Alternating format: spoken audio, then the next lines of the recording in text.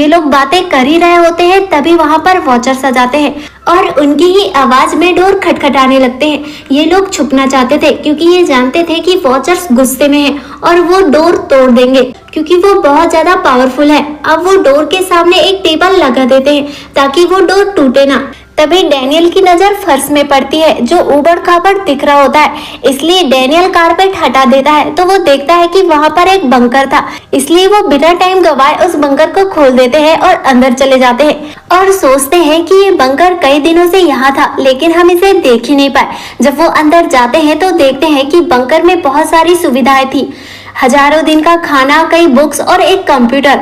तभी मीना वहां रखे कंप्यूटर को ऑन करती है क्योंकि वो जानना चाहती थी कि इस जगह को किसने बनाया। जब वो कंप्यूटर को ओपन करती है तो उसे पता चलता है कि ये पूरी जगह को डॉक्टर मार्टिन ने बनाया था जो इन क्रिएचर पर रिसर्च करना चाहते थे और पैसों का लालच देकर लोगों को यहाँ बुलाते थे, खुद बंकर में छुप जाते थे। फिर वो मॉन्स्टर उन लोगों को मार देते थे। अपनी रिसर्च में वो बताते हैं कि मॉन्स्टर कोई क्रिएचर नहीं है बल्कि परियां हैं जो पहले इंसानों के साथ ही रहती थी। इन इंसानों ने इन्हें धोखा दिया और उन्हें जंगल में ट्रैप करके यहाँ से चले गए। काफी दिन जमीन के अंदर रहने के कारण उनका मैजिक और पर चले गए। इस दौरान मार्टिन उन्हें बताते हैं कि एक परी उसे मिली थी जो रोशनी में भी रह सकती थी और उसने उसे नहीं मारा, वो सबसे अलग थी और जल्दी ही सब कुछ सीख जाती थी। पर एक दिन उनका झगड़ा हो गया। आगे हम देखते हैं कि इसमें बहुत सारी रिकॉर्डेड फाइल होती है जिसमें मार्टिन ने बहुत कुछ बताया होता है, पर मीना लास्ट वाला वीडियो देखती है जिसमें प्रोफेसर खुद को और उस परी को मारने वाला होता है।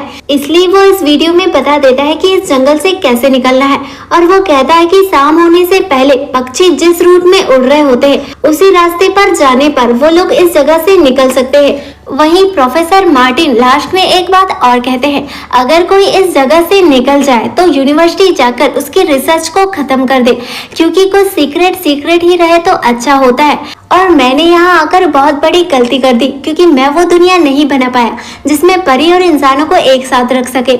आज की रात ये लोग बहुत खुश होते हैं क्योंकि आज यहाँ उनकी आखिरी रात थी। जिसके बाद हम देखते हैं कि कीरा और डैनियल डांस करते हैं। जब अगली सुबह ये बाहर निकलते हैं तो उनका केज पूरी तरह से डिस्ट्रॉय हो गया था। वहीं मीना अपने पैरेट को उड़ा देती है और सभी उस पैरेट के पीछे पीछे जाने लगते हैं। जाते हुए इन्हें एक कब्र दिखाई देता है जहाँ मैडेलाइन उन्हें बताती है कि इंसानों ने परियों को धोखा दिया था और उन्हें यहीं छोड़कर चले गए क्योंकि परियों के पास मैजिक और पर नहीं थे तो वो इस जंगल से बाहर नहीं जा पाए। फाइनली वो रिवर के पास पहुंच जाते हैं और अब अंधेरा भी गहरा होने लगा था। अब वो वोट में बैठने ही वाले थे लेकिन डैनियल को उसका फ्रेंड जॉन मिल जाता है और वो उसकी हेल्प करने लगता है। इधर हम तीनों को देखते हैं जो डैनियल को बुला रहे होते हैं क्योंकि वो जानते थे कि वो जॉन नहीं है बल्कि एक वॉचर्स है। जिसके बाद हम देखते हैं कि उनकी आंखों के सामने वो सभी वॉचर्स डैनियल को मार देते हैं और वो तीनों उसकी चाहकर भी हेल्प नहीं कर पाते। अब ये तीनों रिवर पार करके चले जाते हैं क्योंकि परियां रिवर पार नहीं कर सकती थी। अब मीना प्रोफेसर के कहे अकॉर्डिंग यूनिवर्सिटी पहुंच जाती है जहाँ वो उसकी रिसर्च को डिस्ट्रॉय करने वाली थी, पर वहाँ जाकर उसे एक कड़वी सच्चाई पता चलती है कि जब हजारों साल पहले इंसान और परी एक साथ रहते थे तो इंसानों और परियों की शादी भी हो जाती थी जिससे उनके बच्चे भी होते थे जिन्हें हाइब्रिड कहा जाता था।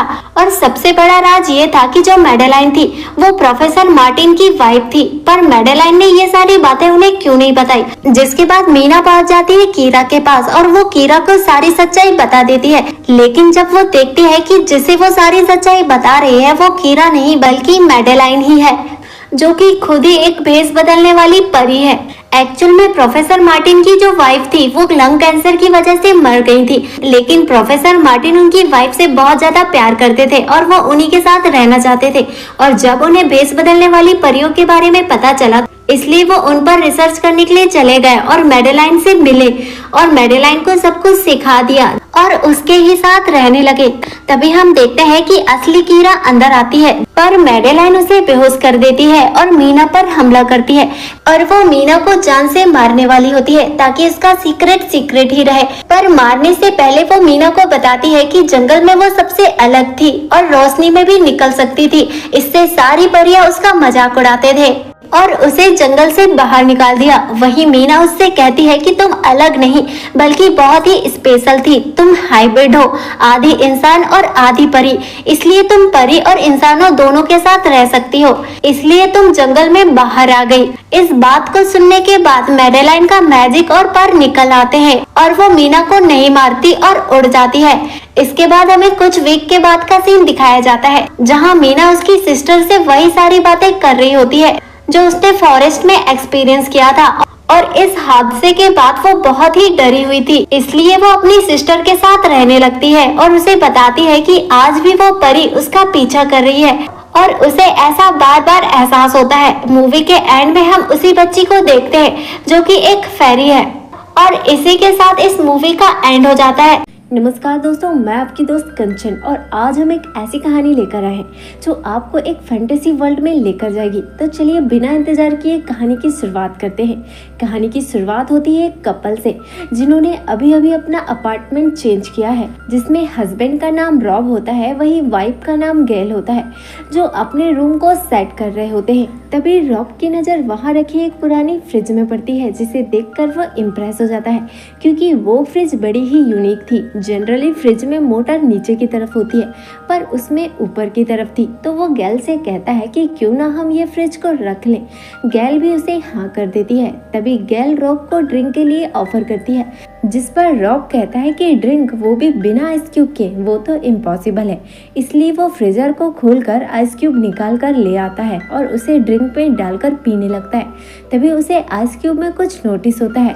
जब वो उसे बाहर निकाल कर देखते हैं तो उन्हें कुछ नजर नहीं आता, इसलिए वो लेंस की हेल्प से देखने लगते हैं तो उन्हें उस आइस क्यूब में एक नन्हा मैमथ दिखता है जो मरा हुआ था। दरअसल मैमथ हाथी के पूर्वज थे जो हाथी से बहुत ज्यादा बड़े होते थे। और अब वो फ्रिज खोलने का डिसाइड करते हैं और जब वो फ्रीजर को खोलते हैं तो देखते हैं कि फ्रीजर पूरा आइस से कवर था, इसलिए वो सामने वाले बर्फ को हटा देते हैं। और जब वो अंदर देखते हैं तो वो हैरान रह जाते हैं क्योंकि फ्रिज के अंदर एक अलग ही दुनिया होती है जहाँ पर ओल्ड सिविलाइजेशन वर्किंग है और यहाँ पर टाइम बहुत ही स्पीड से गुजर रहा होता है। हमारे अर्थ का 1 घंटा और फ्रीजर की दुनिया में कई हफ्ते गुजर जाते हैं, इसलिए दोनों हैरान और परेशान हो जाते हैं क्योंकि ये बिल्कुल इम्पॉसिबल था। दूसरी तरफ रॉब उस मेहमत को अपने गमले में दफन कर देता है। उसे ऐसा करते हुए बड़ा दुख हो रहा था। और जब ये दोबारा फ्रिज ओपन करते हैं तो देखते हैं कि वहाँ की दुनिया मिडिल एज में पहुँच जाती है जहाँ बड़ी बड़ी इंडस्ट्रीज ग्रो हो रही हैं।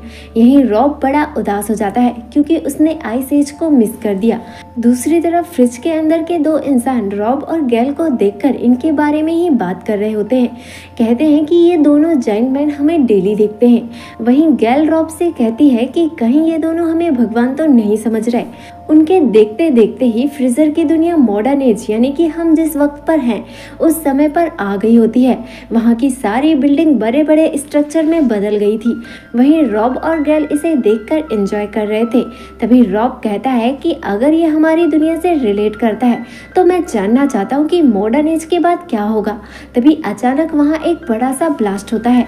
एक्चुअल में ये न्यूक्लियर वॉर था और इस झटके से रॉब का फेस भी झुलस जाता है। वहीं हम देखते हैं कि फ्रिज की पूरी दुनिया तबाह हो गई थी, इसलिए गैल उस फ्रीजर का डोर लॉक कर देती है। आगे वो पिज्जा ऑर्डर करके उसे एंजॉय करते हैं। ऐसा करते हुए उन्हें 1 घंटा बीत जाता है पर रॉब उस फ्रिज को खोलकर देखना चाहता था कि वॉर रुका है या नहीं। और वो डरते डरते फ्रिज को खोलते हैं तो हैरान रह जाते हैं क्योंकि वॉर एंड हो गया था और फ्रिज की दुनिया बहुत ही एडवांस और हाईटेक हो गई थी, जहां फ्लाइंग कारें और बहुत ही एडवांस हाईटेक बिल्डिंग्स थी, जिसे देखकर दोनों बहुत ज़्यादा खुश हो रहे होते हैं। इसके कुछ ही देर बाद हम देखते हैं कि पूरा शहर एक ट्रायंगल स्ट्रक्चर में कन्वर्ट हो गया है और वो ट्रायंगल सारे शहर को अब्सॉर्ब करने लगता है और एक बड़ा सा एनर्जी ब्लास्ट होता है जिससे शाइनिंग लाइट रॉब और गैल के पूरे रूम में फैल जाती है क्योंकि उन्हें ये किसी फैंटेसी मूवी जैसा लग रहा था। इसके बाद वो शाइनिंग लाइट फिर से एक साथ होकर फ्रीजर के अंदर चले जाती है और एकदम से फ्रीजर की दुनिया पूरी तरह से खत्म हो जाती है। यहाँ दोनों भी कंफ्यूज हो जाते हैं कि आगे क्या होगा और सैड होकर रॉब फ्रिज का प्लग निकाल देता है। वो दोनों एक दूसरे को हग करते हैं क्योंकि उन्होंने पास्ट प्रेजेंट फ्यूचर सब कुछ देख लिया था। अगली सुबह वो अगेन फ्रीजर को ओपन करके देखते हैं, जहां वो देखते हैं कि फिर से डायनासोर वाला एज स्टार्ट हो गया है, जहां छोटे छोटे एप्स हैं जो इंसानों के पूर्वज हैं और वो डायनासोर का मीट खा रहे होते हैं। मतलब अब फ्रीजर में फिर से आइस एज स्टार्ट हो गया है। तभी वहां दूसरा डायनासोर अटैक कर देता है। एक्चुअल में ये मूवी हमें ये सीख देती है कि कैसे मानवता की शुरुआत हुई, कैसे उनका विकास हुआ और कैसे उनका अंत होगा। और इसी के साथ मूवी का द एंड हो जाता है। अगर आपको ये एक्सप्लेनेशन पसंद आया वीडियो को लाइक और चैनल को सब्सक्राइब जरूर कीजिएगा।